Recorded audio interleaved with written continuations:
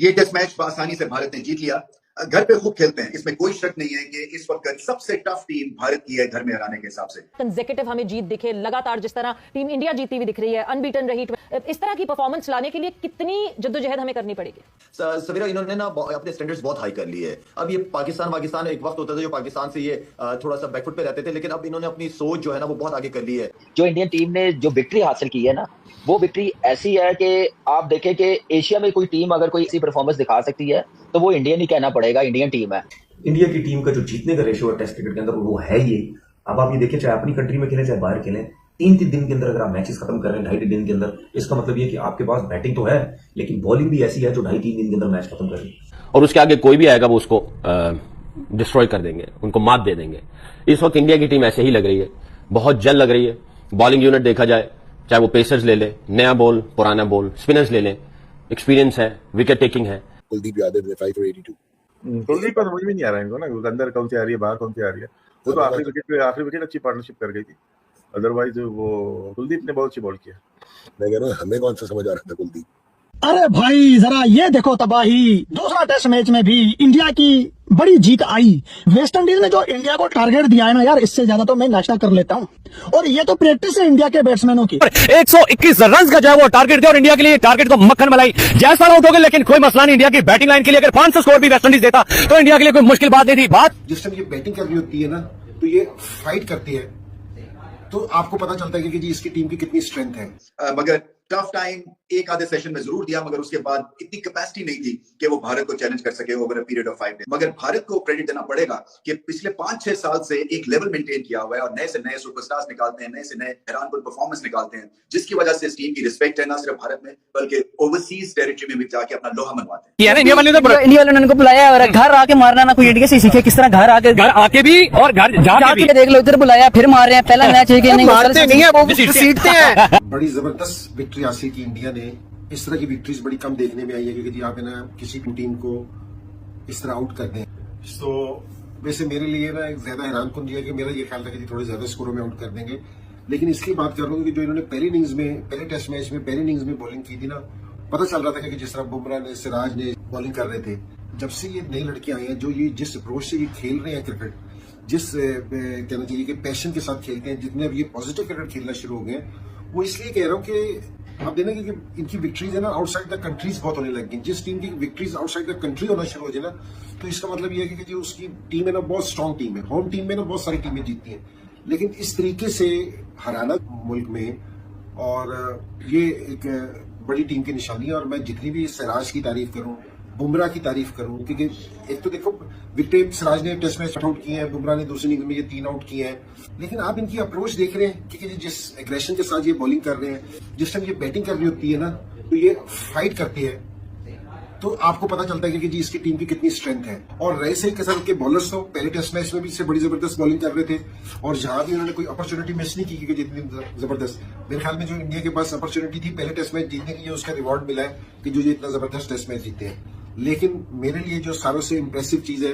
कि जी test match अच्छे भी जीतते हो, आप हार भी जाते हो, वाली बात नहीं है, लेकिन सारों से बड़ी बात यह है कि जिस अप्रोच के साथ आप खेल रहे हो ना, जिस एग्रेशन के साथ खेल रहे हो, ये चीज बहुत मायने रखती है। ये चीजें ना बहुत सारी फतवात अपने पास लेके आती है। एक टेस्ट मैच नहीं, ये बहुत सारी फतवात आपके पास लेके आती है।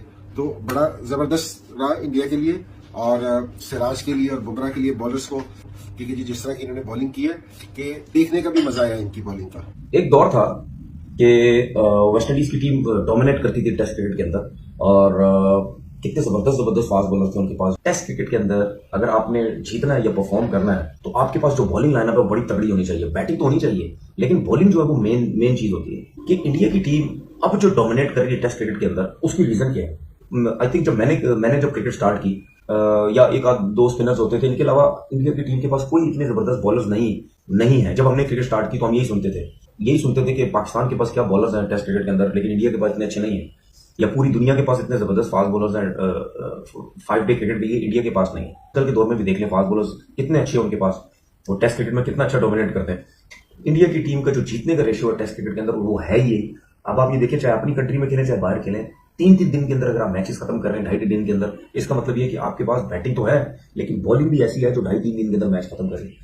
अब इन्होंने फोकस करना शुरू किया हुआ है फास्ट बॉलर्स के ऊपर। जिस तरह हम गोरों के बारे में बोलते हैं ना कि वो हमसे कोई 10-10, 15-15 साल आगे की सोचते हैं। इस तरीके से मुझे ऐसा लग रहा है कि जो अब इंडियन टीम की जो टीम कोचिंग स्टाफ है या कप्तान, वो आगे की सोच रहा है। जो पाकिस्तान के जो लोग हैं वो भी टेस्ट क्रिकेट के अंदर स्पेशली ऐसे प्लेयर्स लेके आए जो लंबे अरसे तक डोमिनेट करें, टेस्ट क्रिकेट के अंदर परफॉर्म करें। तो मुझे उम्मीद है कि पाकिस्तान के जो लोग हैं वो भी इस चीज को बड़ा जल्दी सोचेंगे कि किस तरीके से टीम बनाई जाती है। इंडियन फैंस को अक्रॉस द ग्लोब बहुत बहुत मुबारकबाद इस तारीखी कामयाबी पे, because what a wonderful victory. कल ही हम कह रहे थे कि ये हिस्टोरिक विन से इंडिया को जीतने से अब कोई रोक नहीं सकता। के लिए तो ये रिकॉर्ड बन गया और क्रेडिट जाता है जी पूरी टीम को और मैनेजमेंट को।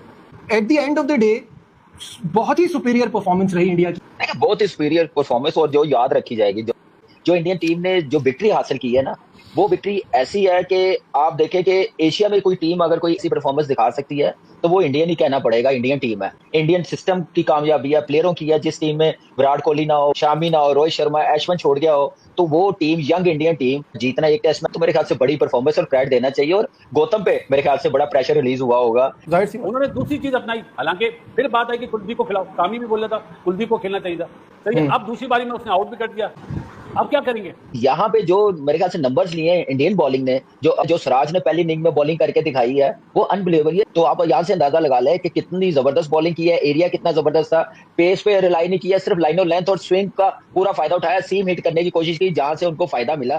तो नए बॉल पे इस पिच पे जबरदस्त मूवमेंट मिली है और एक्सीलेंट पिच थी। टेस्ट मैच के हिसाब से जो अच्छी बॉलिंग कर रहा था वो आउट भी कर रहा था, जो अच्छी बैटिंग कर रहा था रन भी लंबे कर रहा था। तो एक परफेक्ट टेस्ट मैच वाली पिच थी। कि टीम किसको कहते हैं। तो जैसा कि दोस्तों वीडियो में देख रहे हैं कि किस तरीके से पाकिस्तानी जो है, खास तौर पे पाकिस्तान के जो फॉर्मर क्रिकेटर हैं, वो भारत की शानदार सीरीज जीत पर किस तरीके से दुखी हो रहे हैं और कहीं ना कहीं ये बातें कर रहे हैं कि भाई पाकिस्तान की तो औकात ही नहीं है भारत से पंगा लेने की। जिस तरीके से भारत ने दोनों टेस्ट मैच वेस्ट इंडीज को हराए हैं, वो देखकर पाकिस्तानी भाई दंग रह गए कि ये वही वेस्ट इंडीज है जो हमारे यहाँ आती है पाकिस्तान के अंदर और पाकिस्तान की पूरी टीम को ठोक कर जाती है। उसे भारत ने इतनी बेहतरीन तरीके से हराया है, ये लाजवाब है। और इस तरीके की बेहतरीन परफॉर्मेंस पाकिस्तान से तो उम्मीद करना ही छोड़ दें, क्योंकि दोस्तों जिस तरीके की पाकिस्तान की बैटिंग बॉलिंग है, उसे देखकर तो दोस्तों यही लगता है कि पाकिस्तानी टीम डी ग्रेड की जो टीमें हैं उनसे भी इनका जीत पाना मुश्किल ही नहीं नामुमकिन लगता है। क्योंकि दोस्तों ये बातें तो बड़ी बड़ी करते हैं किसी भी मैच के चालू होने से पहले या किसी भी दोस्तों बायलैटरल सीरीज के चालू होने से पहले। इनकी बातें सुन लो तो ऐसा लगता है कि दुनिया की नंबर 1 टीम यही है, जन्नत में तराशा गया है और जमीन पर भेजा गया है कि जाओ जाकर क्रिकेट खेलो और सारे टूर्नामेंट हो, चाहे मैच हो, सीरीज है, वो जीतो जाके। लेकिन दोस्तों जब इनकी परफॉर्मेंस की बारी आती है तो इनकी परफॉर्मेंस डी कैटेगरी की टीम से भी बेबत्तर होती है। और ये वजह है दोस्तों कि पाकिस्तानी जो फॉर्मर क्रिकेटर हो, चाहे वहां के मीडिया वाले हो, वो अपना भिंडी रोना सोशल मीडिया पर रोते हैं। और दूसरी तरफ दोस्तों बात करें जिस तरीके से भारतीय टीम ने वेस्ट इंडीज को 2-0 से हराया है, ये बहुत बड़ी बात है। जिस तरीके के दोस्तों ये वेस्ट इंडीज की टीम थी, भले ही दोस्तों इनके बॉलर्स बैटर्स उतने बेहतर नहीं थे, लेकिन आप किसी भी टीम को अंडरएस्टिमेट नहीं कर सकते दोस्तों। और वहीं दोस्तों कप्तानी की बात करें तो इस सीरीज में एक बेहतरीन कप्तानी देखी गई। शुभमन गिल बतौर कप्तान उनकी दूसरी सीरीज थी। पहली सीरीज इंग्लैंड के खिलाफ 2-2 से बराबर रही, वहीं दूसरी सीरीज में उन्होंने बेहतरीन परफॉर्मेंस दिखाते हुए, उनकी टीम ने बेहतरीन परफॉर्मेंस दिखाते हुए 2-0 से ये सीरीज अपने नाम की। और आशा करते हैं दोस्तों कि इसी तरीके के परफॉर्मेंस आगे भी बतौर कप्तान शुभमन गिल दिखाते रहेंगे और पूरी टीम सक्सेस की नई ऊंचाइयों को छुएगी। तो चलिए दोस्तों आज का वीडियो यहीं खत्म करते हैं और मिलते हैं ऐसे एक और नई वीडियो में। तब तक के लिए दोस्तों आप सभी अपना बहुत ख्याल रखें और इसी तरह के सपोर्ट बनाए रखें। नमस्कार। मजा आया।